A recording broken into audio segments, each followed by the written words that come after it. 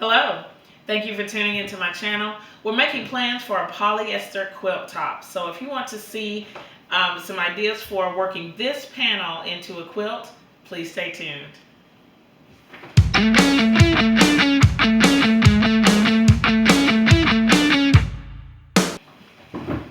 I'm starting to get excited about the prospect of working these panels into a quilt. There are actually two of them. They were created or put together by my grandmother several years ago. She passed away in 2015, and I found these tops with my mom sometime in 2017. And so she gave me, there were 5 total, and I did a video about them when she gave them to me. So I'll link that video. But she gave me these panels, and there were 4 of them that were made by my grandmother, and then there was one that's made by my great-grandmother. And she said that I can do whatever I want with the ones that were made by my grandma, but she wants the one that was made by her grandmother. So I'm going to be putting these into a quilt and then I've already finished one, and I'll link that video as well. There will be one panel left that I will have to figure out what I want to do with it and how I want to work it into a quilt. So let's take a look at this panel. I'm actually going to call this quilt Poly and Esther. So one side will be kind of the poly side, one side will be kind of the Esther side, and I don't really have any real reason to decide which is which, but I just know that I've picked this poly because it's very tame and very muted, and then the Esther is a little bit more bright and it has a little bit more wear and tear, and I'll show you that. There are a few things that I want to do in this video. First, I want us to take a closer look at these panels, and I want to talk about a few concerns that I have about making this quilt. Then last, I want to show you how I'm going to create a pattern to follow to flesh this out into a quilt. So let's start by taking a close look at poly. I'm going to go ahead and go around behind the camera so we can do a little bit of zooming in. Let's see. So as you can see with this panel, it is browns and beige, and there is some purple and green and a little bit of, I guess, kind of a salmon color. So I'll zoom in a little bit and we can see it here. My favorite thing about this is turning it over and taking a look at the seam allowances. I do want to point out that some of these they're pieced, so you can see a seam that's joining these fabrics. My mom said that what my grandmother would do if there was a dress or something that she wasn't wearing anymore, that she would cut it up and put it in a panel like this. So these may have been her clothes, they may have been somebody else's clothes. I don't think that my mom, she didn't tell me any specifics about any of these fabrics. There are some in some other panels that she was specific about, but not in this one. So let's flip it over. Take a look. And I will say that I do love the seam allowances. I'll zoom in a little bit because they're huge. If you look, that's quite a bit. And let's see if I can zoom in even closer. You'll see that there's red thread, which I think is kind of a hoot that she used red thread to put all these pieces together. But I'm sure it's just what she had. If you look at the beige, you can see where it was things that were pieced together. So it is old clothes. And then here on that lavender. There's another seam. It's very cool. I like it. All right, so let's zoom out. This is actually the smaller piece. When I pull out the ester, it may fit over the whole table. We'll see. But this piece is pretty big. I'll go over the measurements at a later time. But let's pull the next part. See what we got.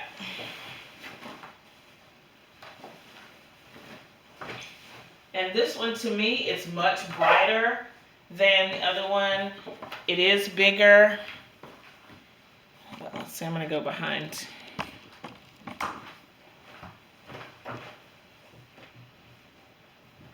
So I would consider this the ester side.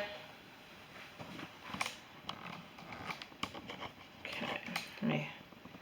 All right.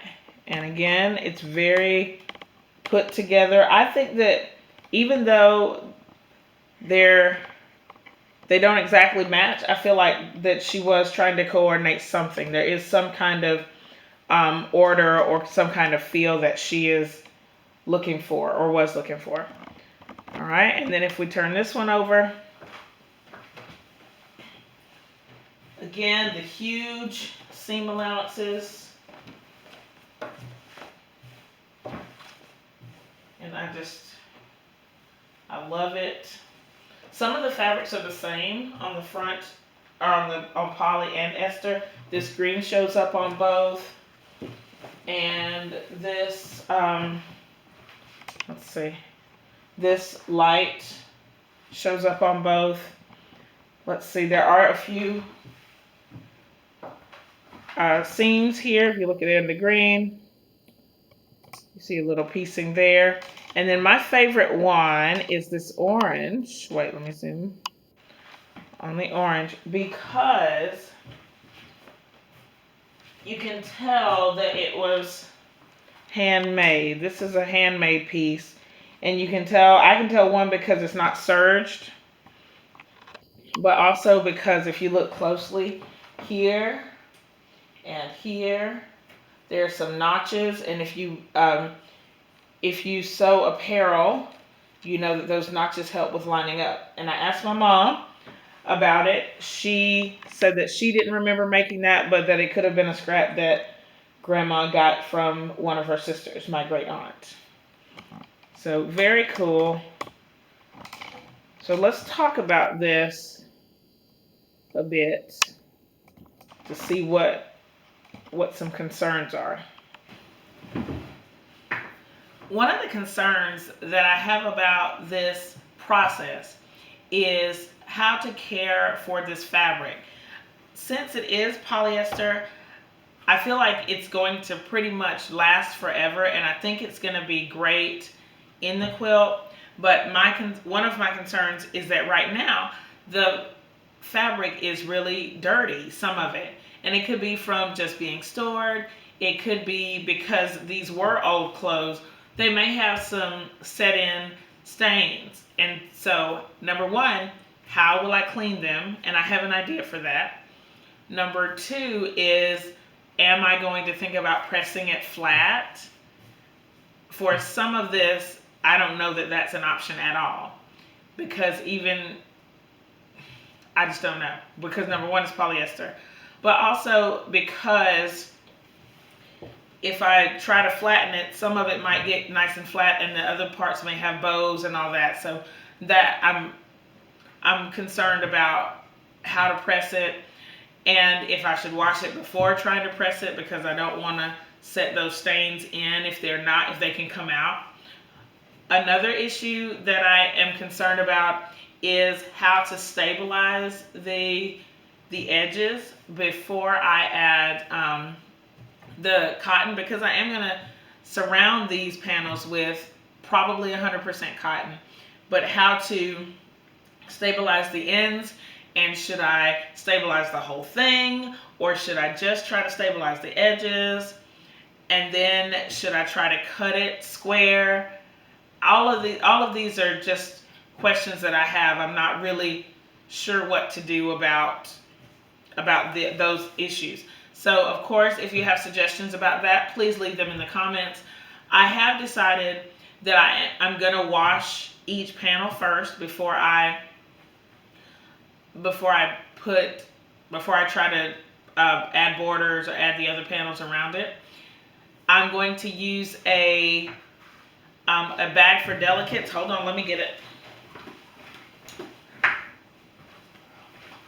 It's this bag that you can use to wash delicate items in. So I'm going to put probably this big panel. I'm going to wash this one first. Then I will not put it in the dryer. I don't know if you can dry polyester, but this particular one, this has fabric that can fray. So I think I'm just going to air dry it this time before I decide how to stabilize it. For the final concern, I guess, would be how to flesh this out and make it into a big quilt top.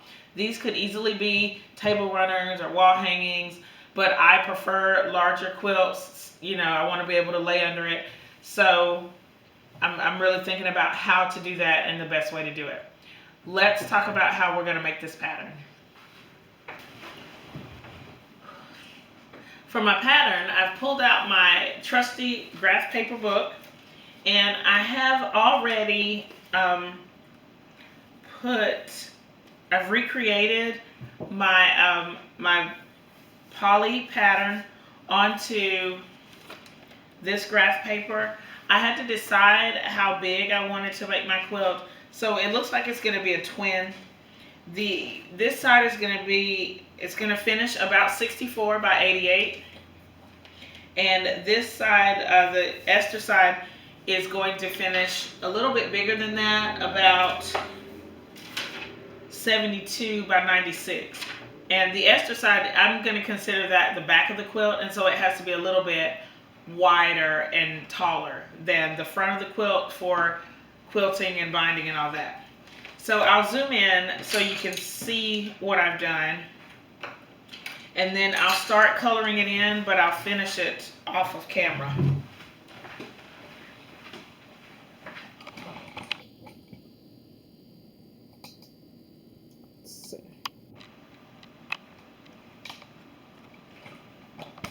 And I did this in pencil, so I'm going to go over it in pen for part of it. Here is what I've done. This is the part that's here. I actually put the light brown at the top, so right now this one is laying on the table upside down. But I took my ruler and based kind of on these sizes, I'm just going to do some color blocking all the way around this. I guess that technically this is the quilt top. The Esther will be the quilt back. But I'm going to do this around the other part too. But I have, on each side, I just have it kind of randomly blocked off. And I'm going to just start coloring it. And I have my color pencils here. And each color is represented right here, and I'm gonna just kind of fill in around here until I get it all done. I'm not gonna really worry about color placement other than I will try to keep the colors as diverse as possible. So for example, for this green, I wouldn't put it over here because it's right here. I would put it down here or over here just to get everything kind of random.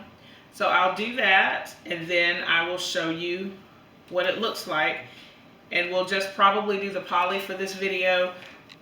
When I come back next time for the next step, I should have the Esther part finished as well.